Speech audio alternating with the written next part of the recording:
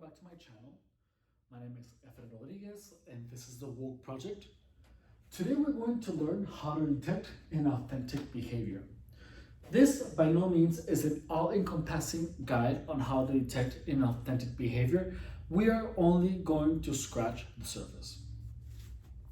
So why is this useful?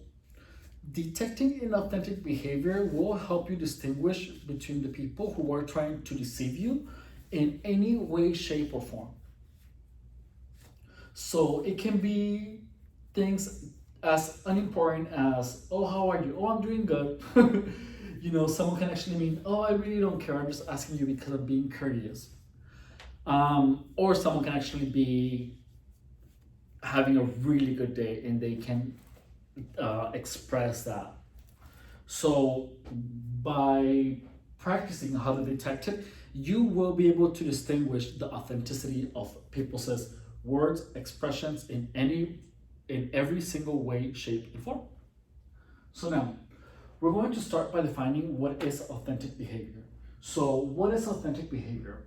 Authentic behavior is when the vocal pitch, the facial expressions, the conviction through which the message is being said, the message itself, and the body language they are all harmonious. And by harmonious, I mean that every single one of these aspects of expression have a spectrum of intensities. So the spectrum of intensity has to match on every single one of these. Now, I know that it is a lot to be observing for the spectrum of intensity, but just know that you have a system of recognizing these aspects of human behavior ingrained in your DNA. So you will automatically, I'm sure you already do, detect incongruences in the behavior, but you might not be fully aware of it because the message that is being spoken or the dramatization of the message that is being spoken through can distract you from all the other cues. So observing this requires focus. You have to be fully focused on the subject, all right? Now, what is inauthentic behavior? So inauthentic behavior is any type of incongruency.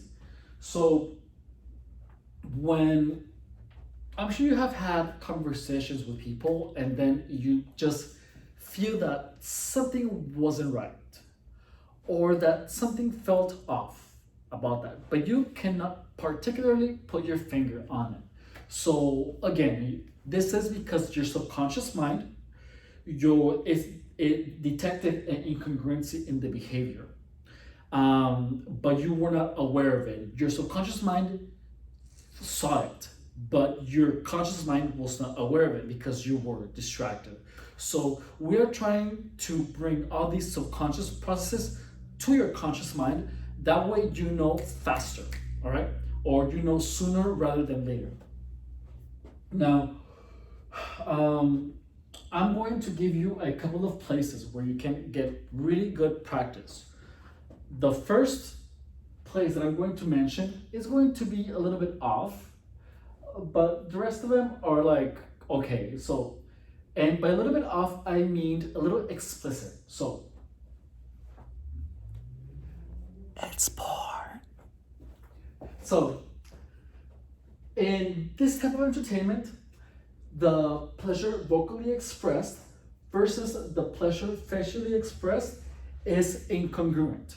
So after my third eye opened and I began seeing this aspect of reality, I could not just watch any movie, any entertaining film like this, because it seemed so fake. It was ridiculous because the incongruencies in between the vocally expressed pleasure versus the vocally facially expressed versus the pleasure vocally expressed and the pleasure that they appear to be having on the screen is completely incongruent. The loudness or the pleasure expressed in the vocally is not justified by the pleasure that they are getting on the film. So this is a good place to get this type of practice. Then also B-rated films. So in B-rated films, a lot of the actors are novices. Let's go with novices. They're novices, and therefore there will be incongruencies in between the gestural language and what is being spoken. Even though you can detect a lot of more incongruencies, but these are the incongruencies that are most apparent. Why? Because the acting is they're really aware of their acting. It is not second nature yet. So they are thinking about it, about what the right gesture is, and then they are acting it out. So the acting is not part of them yet. They don't speak that type of language. So it is easy for you to detect gestural incongruencies with the message. Also, soap operas, particularly Mexican operas. So the intensity of emotions verbally expressed can be contrasted with the intensity expressed by the tone of voice, by the intensity of the facial expressions, and the pitch. So the lines of an actress or actor of a soap opera can be expressing a lot of concern, but then the concern expressed by the face does not match, or it just looks fake. So what is that thing that your body detects that makes it appear fake? That is what you have to look for. So, and of course, this is pretty much virtual practice, but you can practice in real life by observing the tone of voice, or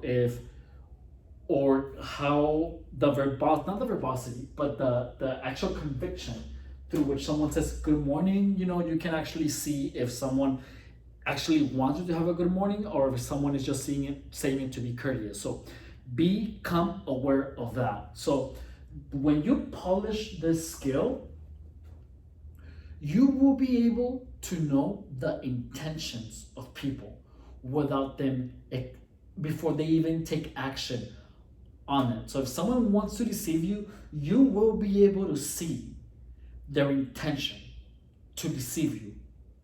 All right. So this is so important because you can tell the intentions of people. Like you can get so good at this that you can see their thoughts. So it is an amazing skill, and people will think that you're psychic if you become really, really, really good at this. So get as much practice as you can, and practice it all the time as much as you can, and you will have almost superhuman powers. All right. So that's all I have to say for today. Thank you.